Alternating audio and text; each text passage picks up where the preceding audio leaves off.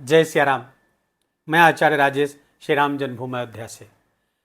प्रिय दर्शकों, 27 जुलाई 2026 से न्याय, कर्म और दुख के कारक ग्रह शनिदेव वक्र गति करने जा रहे हैं और ये 27 जुलाई से 11 दिसंबर 2026 तक वक्र गति करेंगे, अर्थात 138 दिन, अर्थात लगभग 4.5 महीने शनिदेव वक्र गति करेंगे। और इसका क्या परिणाम प्राप्त होगा मिथुन राशि के जातकों को, आइए जानते और समझते हैं।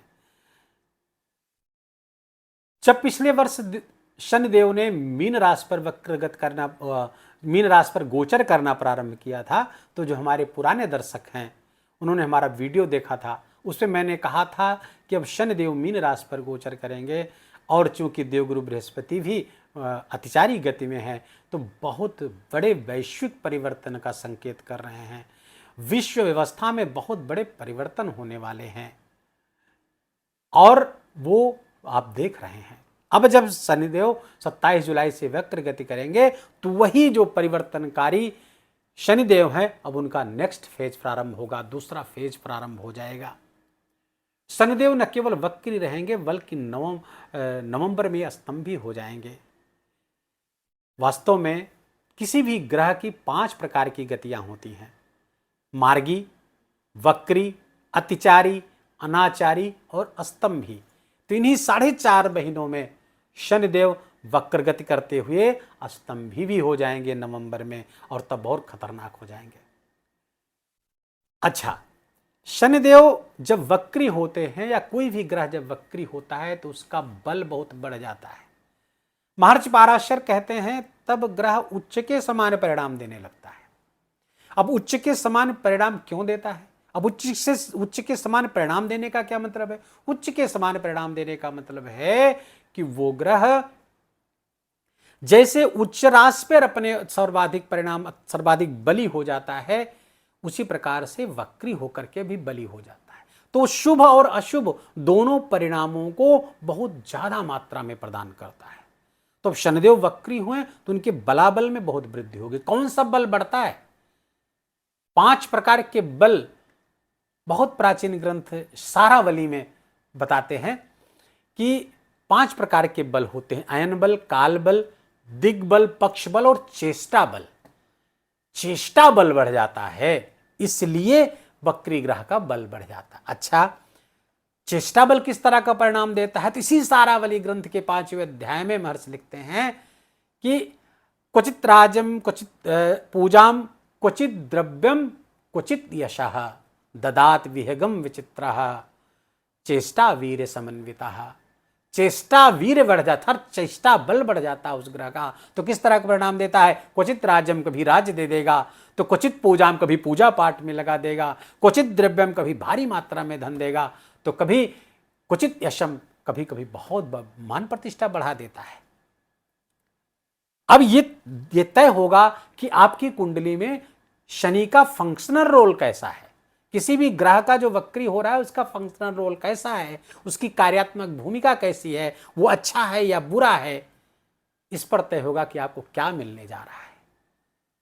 मिथुन राशि के जातकों को क्या प्राप्त होगा शनिदेव के वक्री होने का, उनका जब चेष्टा बल बढ़ेगा तो इसको आइए जानते और समझते हैं हम आप लोग। शनिदेव आपके 10वें स्थान पर गोचर कर रहे हैं। 10वां स्थान कर्म का स्थान होता है और काल पुरुष की कुंडली में यहां पर मकर राशि होती है, अर्थात शनि इस भाव पर इसका अपना घर होता है, कर्म का कारक होता है, और आपके 10वें स्थान पर शनिदेव गोचर कर रहे हैं। अब जब वक्री होंगे तो अपने एक घर पीछे वाले प्रभाव को अपने प्रभाव में ले लेंगे। होते तो आपके लिए अष्टम और नवम दोनों के स्वामी हैं और कर्म स्थान पर गोचर कर रहे हैं।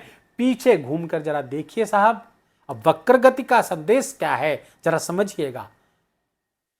जब वक्र गति किया, बल बढ़ गया, तो इस संदेश को समझिए, क्योंकि इसी संदेश में ही सब कुछ छुपा हुआ है। संदेश समझेंगे तो ये वीडियो देखना सार्थक हो जाएगा आपका। संदेश क्या है कि जब हमारा बल बढ़े, हमारी मान प्रतिष्ठा बढ़े, हमारे धन का बल बढ़े, तो जरा हम पीछे जाके देखें। प्रायः लोग देखते नहीं, आगे ही बढ़ते चले जाते हैं। पीछे घूम कर देखिए, कुछ छोड़ तो नहीं रहे हैं आप? किसी जरूरतमंद को छोड़ तो नहीं रहे हैं? कोई कार्य आपका छूट तो नहीं, कुछ करने जैसा छूट तो नहीं रहा आपके? तो पीछे घूम कर देखिए, शनिदेव भी यही इशारा कर रहे हैं, जरा पीछे घूम करके देखिए, कहीं पिता की चिकित्सा तो नहीं छूट रही है, पिता से किया हुआ कोई वादा तो नहीं छूट रहा है, क्योंकि नवम स्थान पिता का भाव है, गुरु का भाव है। गुरु से कोई वादा किया था, गुरु को कोई प्रॉमिस किया था, वो तो नहीं छूट रहा है।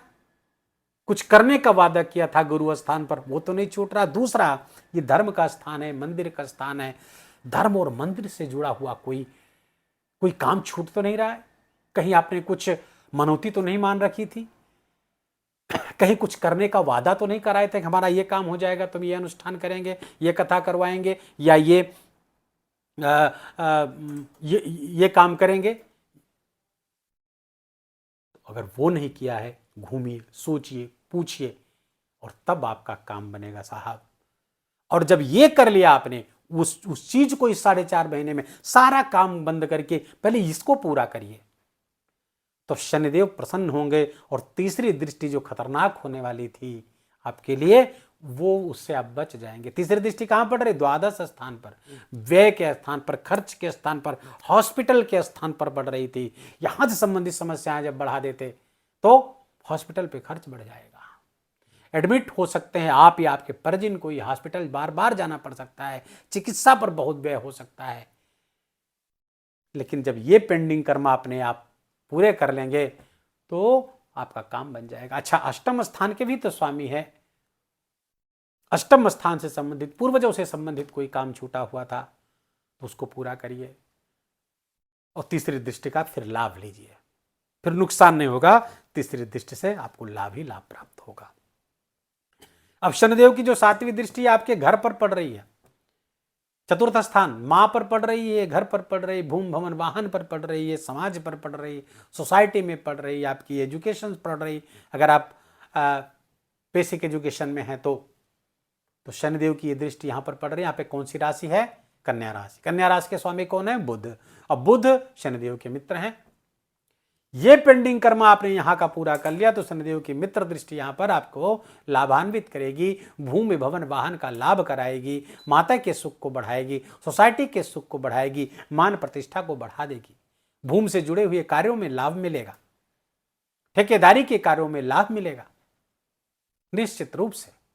अच्छा, शनिदेव और एक चीज से कंट्रोल रहेंगे कि देवगुरु बृहस्पति यहां पर आपके धन स्थान पर गोचर कर रहे हैं, उच्च के हैं, और पुष्य नक्षत्र पर गोचर कर रहे हैं। पुष्य नक्षत्र के स्वामी शनिदेव होते हैं, और शनिदेव देवगुरु बृहस्पति की राशि पर गोचर कर रहे हैं, तो इस सूक्ष्म संबंध बन गया दोनों ग्रहों के मध्य में।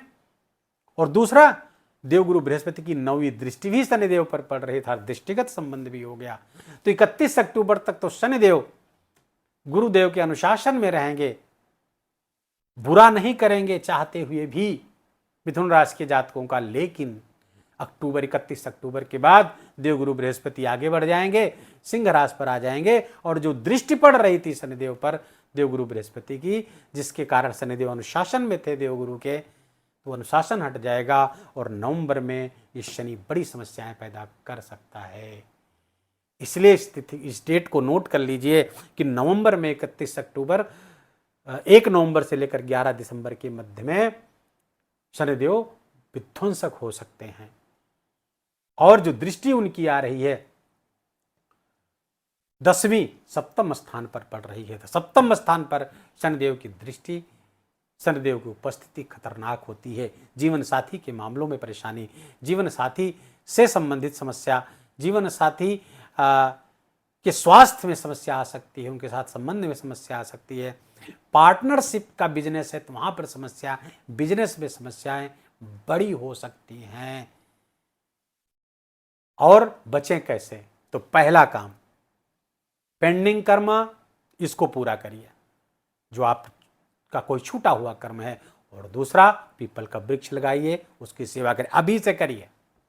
27 जुलाई के पहले या उसके बाद तत्काल लगाकर उसकी सेवा करिए, और ये प्रतिवर्ष करते रहेंगे, शनिदेव बहुत प्रसन्न होंगे। दूसरा, शनिदेव शनि स्तवराज या दशरथ कृत शनि स्तोत्र का पाठ करिए और अपने कर्मों के लिए, क्योंकि कर्म फलदाता है, अवश्य में भोक्तव्यम कृता कर्म शुभाशुभम, शुभ शुभ जो भी शुभ शुभ कर्म हमसे हो गए हैं जाने अनजाने, उसका परिणाम हमको भोगना ही पड़ता है। क्षमा प्रार्थना करें कि प्रभु क्षमा करें, और नित्य शिवालय में जाकर के भगवान शिव के समक्ष होकर के ये मंत्र का पाठ जरूर किया करिए। करचरण कृतम व कर्मजम व श्रवण नैनजम व मानसम वापराधम वेतम अवीतम सर में तक क्षमस्व, जय जय करुणाब्धे श्री महादेव शंभो।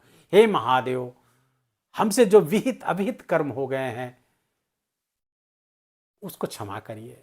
जाने अनजाने में जो कुछ भी बुरा हुआ हो, जो भी कुछ अपराध हुआ हो, पाप हुआ हो, उसको क्षमा करिए। ये बार बार ये दोहराते रहें। मंत्र याद हो जाए तो मंत्र से, नहीं तो ये भाव दोहराइए। किसी भाषा की आवश्यकता नहीं है, बस भाव आपका ये बन जाए, बस काम हो जाएगा। वीडियो को ही विराम देंगे।